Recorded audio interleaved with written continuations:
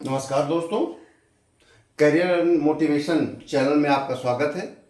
आज हम assistant registrar विश्वविद्यालय के साक्षात्कार एवं लोक सेवा आयोग के द्वारा पीएससी के माध्यम से यानी कि लोक सेवा आयोग के माध्यम से असिस्टेंट प्रोफेसर की जो भर्ती होनी है उसके लिए ये टॉपिक बहुत महत्वपूर्ण है।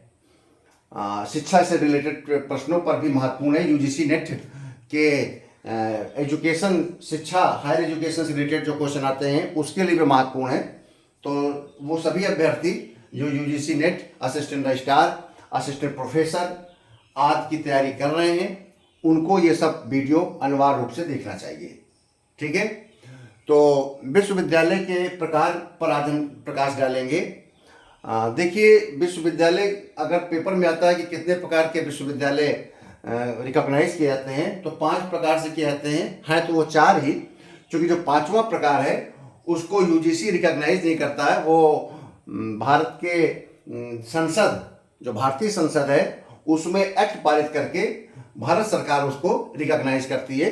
उनको हम राष्ट्रीय महत्व के संस्थान कहते हैं, जिनको इंग्लिश में कहते हैं इंस्टीट्यूट ऑफ नेशनल इंपॉर्टेंस।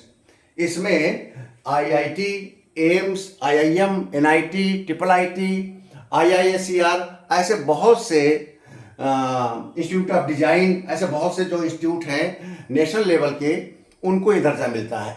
ठीक है, और यूजीसी की मान्यता इसमें आवश्यक नहीं है।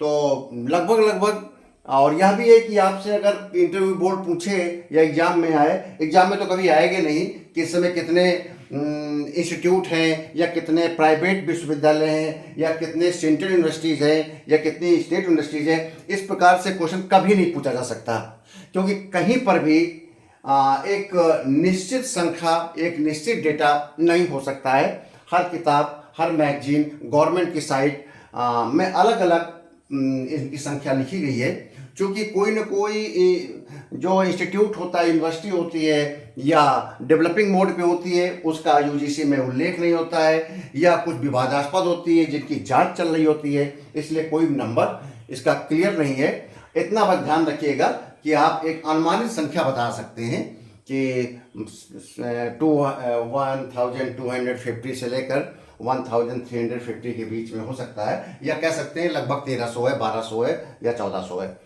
एक आपको एक लमसम फिगर जरूर याद होनी चाहिए। तो चलिए हम डिस्कशन करते हैं केंद्रीय विश्वविद्यालय। हाँ, राज्य विश्वविद्यालयों के बारे में भी आपको अच्छी जानकारी होनी चाहिए। अगर इंटरव्यू बोर्ड पूछ ले कि आपके राज्य विश्वविद्यालय कितने हैं तो आप हायर एजुकेशन के अधीन कितने हैं तो आप बताइए।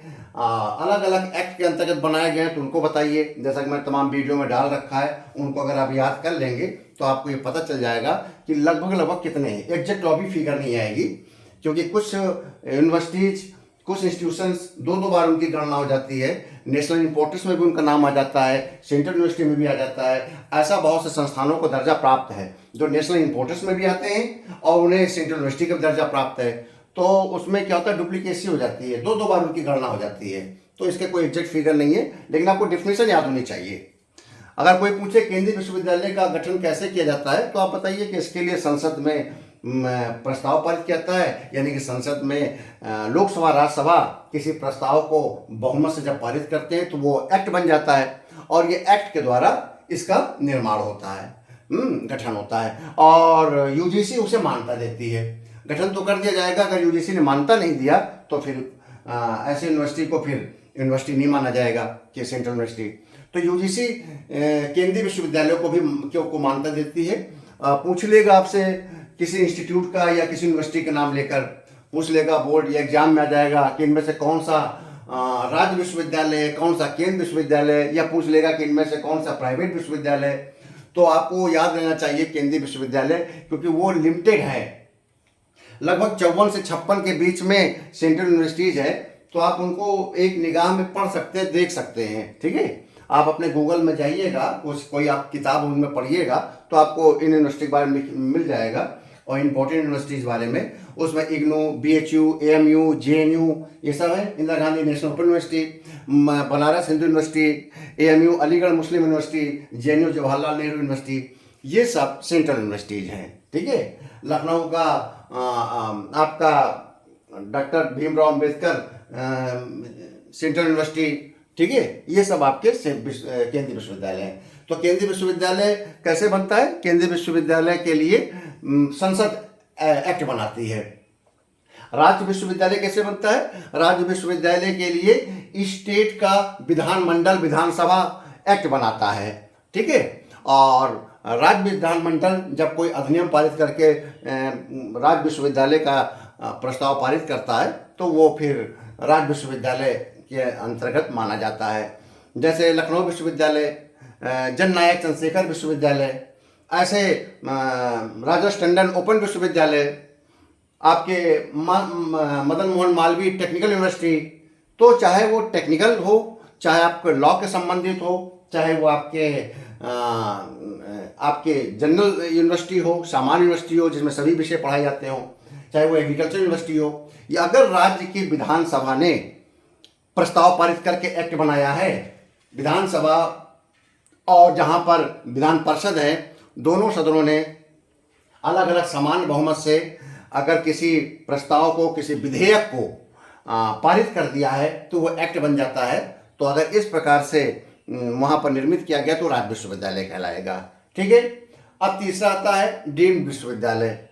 देखिए, डीम्ड विश्वविद्यालय कोई एक अधिसूचना जारी करता है, इसके लिए संसद में प्रस्ताव पारित करने की, संसद में कानून पारित करने की, संसद में किसी विधेयक को पारित करने की जरूरत नहीं होती है, बल्कि केवल नोटिफिकेशन जारी करता है यूजीसी के परामर्श से।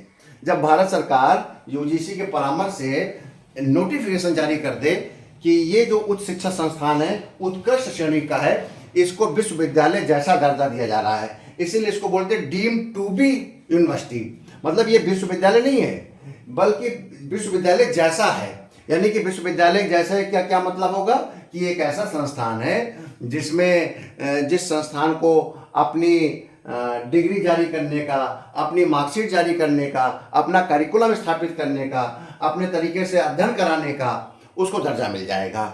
ये एक प्रकार से प्राइवेट यूनिवर्सिटी और सेंट्रल या स्टेट यूनिवर्सिटी के बीच का है। और सबसे महत्वपूर्ण बात यह है कि इन इंस्टीट्यूट्स को यूजीसी अलग रूल के द्वारा मान्यता देता है। ये सबसे महत्वपूर्ण क्वेश्चन है।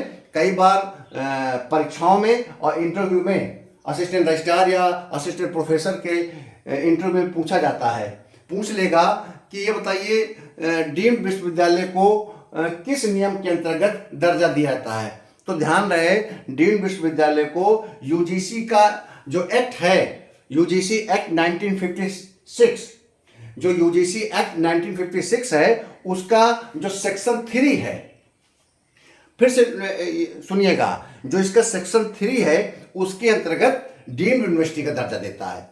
और वो सेंट्रल यूनिवर्सिटी और स्टेट यूनिवर्सिटी, प्राइवेट यूनिवर्सिटी का जो दर्जा अपने यूजीसी एक्ट 1956 के जो सेक्शन 2F है उसके अंतर्गत देता है। तो ध्यान रखिएगा, ये टेक्निकल वर्ड है। अगर आपने ये लाइन बता दिया तो बोर्ड समझ जाएगा कि आपको अच्छी जानकारी है। आप बताइए कि केंद्रीय विश्वविद्यालय, राज्य विश्वविद्यालय और निजी विश्वविद्यालय का जो मानता है यूजीसी अपने यूजीसी एक्ट 1956 के सेक्शन 2F के अंतर्गत देता है, और डीम्ड टू बी यूनिवर्सिटी को वो अपने सेक्शन 3 के अंतर्गत उसको मान्यता देता है, ठीक है। चौथा नंबर है निजी विश्वविद्यालय, प्राइवेट यूनिवर्सिटी। राज्य सरकार या केंद्र सरकार, दोनों में से कोई सरकार अगर अधिनियम के माध्यम से, जब अधिनियम शब्द आता है तो राज्य का विधानमंडल और केंद्र का संसद, इनके द्वारा अगर कानून बना दिया जाए, एक्ट बना दिया जाए, तो किसी भी निजी संस्था, वो निजी संस्था ट्रस्ट हो सकती है, सोसाइटी हो सकती है, 1860 के अंतर्गत स्थापित कंपनी हो सकती है, 1956 कंपनी एक्ट 1956 के अंतर्गत स्थापित, अगर ऐसे कोई निजी संस्था है तो उसको, उस संस्था को निजी विश्वविद्यालय, प्राइवेट यूनिवर्सिटी के रूप में आपके संसद या राज्य विधानमंडल में विधेयक को पारित करके कानून बनाकर स्थापित किया जा सकता है। आप इसकी लिस्ट निकालेंगे, यूपी में कौन कौन सी है तो याद देख लीजिएगा। जैसे कि यहाँ पर एमटी है, इंटीग्रल है, आईएसएफआई है, और आपका यहाँ पर देखा जाए लखनऊ में बाबू बनारसी दास यूनिवर्सिटी है। तो इस प्रकार की जो यूनिवर्सिटीज़ हैं ये प्राइवेट यूनिवर्सिटीज़ हैं, इनको प्राइवेट यूनिवर्सिटी का दर्जा प्राप्त है। तो इनकी स्थापना भी लोकसभा यानी कि संसद या राज्य के विधानमंडल में कानून बनाकर, एक्ट बनाकर इसकी स्थापना की जाती है। ठीक है, राष्ट्रीय महत्व के संस्थानों के बारे में बता दिया। संसद इसमें कानून बनाता है, ना कि सरकार एग्जीक्यूटिव ऑर्डर नहीं जारी करता है, बल्कि संसद एक्ट बनाता है। ठीक है, इसमें से केवल एग्जीक्यूटिव ऑर्डर डीम्ड विश्वविद्यालय में जारी किया था। देखिएगा, डीम्ड विश्वविद्यालय की हम परिभाषा में ये नहीं लिखा है कि अधिनियम बनाकर डीम्ड विश्वविद्यालय भारत सरकार बनाता है। अधिसूचना जारी करके, अधिसूचना का मतलब नोटिफिकेशन, और नोटिफिकेशन एग्जीक्यूटिव ऑर्डर है। तो डीम्ड यूनिवर्सिटी नोटिफिकेशन जारी करके, एक एग्जीक्यूटिव ऑर्डर जारी करके उसे बना सकती है। इसीलिए ये यूजीसी एक्ट 1956 के सेक्शन 3 में आता है।